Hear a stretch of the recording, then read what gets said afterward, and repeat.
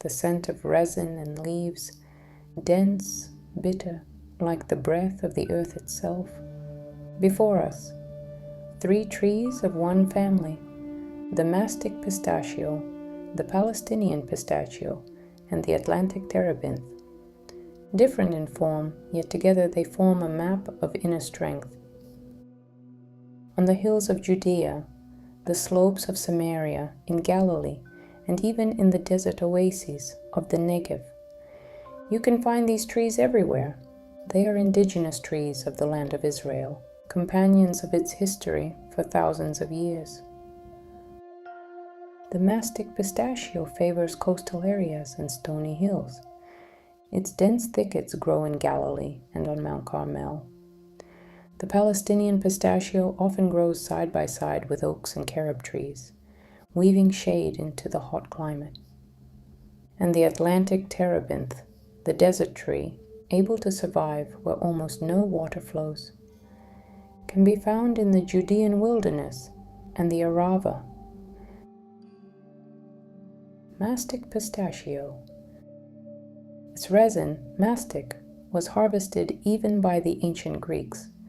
The Talmud mentions mastic as a remedy for fresh breath and for dental health. Some scholars suggest its resin may have been part of the ketoret, the sacred temple incense. From its leaves and fruits comes a hydrosol with clear freshness, while the resin holds an ancient softness and strength. In the subconscious, its aroma resonates with intention, the ability to navigate inner conflict, when the spiritual and the material pull in different directions. It reminds us that unity can be preserved, even when the world seems to tear it apart. Palestinian Pistachio, a tree found almost everywhere in Israel. Its silhouettes mark ancient ruins, the valleys of Samaria and the northern hills. Its leaves and fruits yield a fragrance.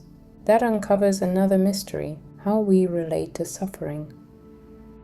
Which pains are endured only for the sake of pain, for their glorification, and which truly lead to growth and open a new threshold of life? The Palestinian Pistachio teaches discernment where suffering is a dead end and where it is the labor of a soul being born. Atlantic Terebinth. Under the Terebinth, the Tanakh tells us Abraham built his altars. The very word Elah, Terebinth, or pistachio tree, often sounds as a place of revelation, a place where heaven and earth meet. The Terebinth is a symbol of endurance and eternal connection. Its hydrosol and resin lift a person. Above the heaviest states, it helps resolve the deepest inner conflicts and release what pulls us down. It draws us up from the abyss, teaching that even at the bottom, there is ground for ascent. These 3 trees are not only part of the landscape, but of the spiritual history of Israel. The Mastic Pistachio corresponds to the 6th tribe, Zebulun.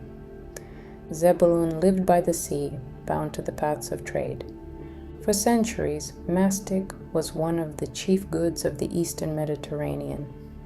Its fragrance teaches balance where the spiritual and material meet. Like Zebulun, the connecting link between earthly life and Israel's mission. The Palestinian Pistachio corresponds to the 11th tribe, Joseph. Joseph's life is the story of suffering, exile, and exaltation through suffering. His path teaches discernment, which trials exist only for pain, and which lead to growth. The Palestinian Pistachio carries the same message, opening in the subconscious the ability to distinguish false suffering from the true labor of the soul. The Atlantic Terebinth corresponds to the 12th tribe, Benjamin. In Jacob's blessing, it is said, "Benjamin is a ravenous wolf." Yet upon his land stood the temple, the dwelling of the Shekinah. The Terebinth, under which Abraham raised his altars, symbolizes the strength to bear the heaviest weight and rise from the depths into the light. In it, the harsh reality and the sacred meet. Thus the three trees become three voices of Israel's tribes. Zebulun, balance between material and spiritual. Joseph, discernment of the meaning of suffering. Benjamin, the power to rise and preserve the light's presence. In Kabbalah, the Terebinth and pistachios are linked to the force of Netzach, endurance, which sustains the path even in long exile, and to Hod, discernment, which reveals the hidden meaning of trials. Mastic, meanwhile, shines as the fine light of Tiferet, which unites opposites in harmony. Some interesting facts. Pistachio nuts, another species, Pistacia vera, are among the oldest cultivated fruits, eaten in Mesopotamia some 7,000 years ago. The Talmud mentions them as botnim, a delicacy and a symbol of abundance. In the Bible, Jacob sends his sons to Egypt with gifts, including botnim. Most commentators understand this as pistachios, a rare fruit in Canaan carried along trade routes, offered as a precious gift. Mastic resin was so highly valued that on the island of Chios it was called the tears of the tree and protected by royal decree. In the Ottoman Empire, stealing mastic carried heavy punishment.